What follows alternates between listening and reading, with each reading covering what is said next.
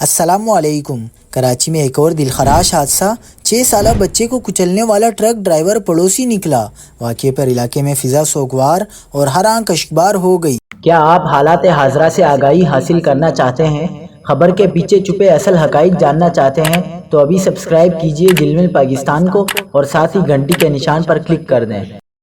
آپ کو بتاتے چلیں کہ کراچی میں ایک اور دلخراش ٹریفک حادثہ پیش آیا، جہاں کورنگی مہران ٹاؤن میں گھر کے باہر کھیلتے ہوئے 6 سالہ ذیشان کو ایک منی ٹرک نے کچل دیا۔ ذیشان 5 بھائی بہنوں میں سب سے چھوٹا تھا۔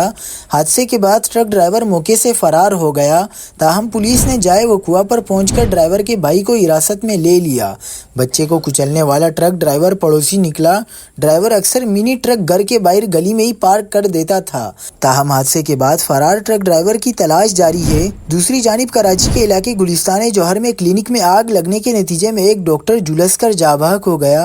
فائر بریگیڈ حکام نے بتایا کہ 51 برس کے ڈاکٹر عثمان صدیقی کی کلینک میں رہائش تھی۔ آگ لگنے کے وقت وہ کلینک کے اندر موجود تھے۔ آتش زدگی کے باعث وہ شدید جھلس گئے اور موقع پر ہی دم توڑ گئے۔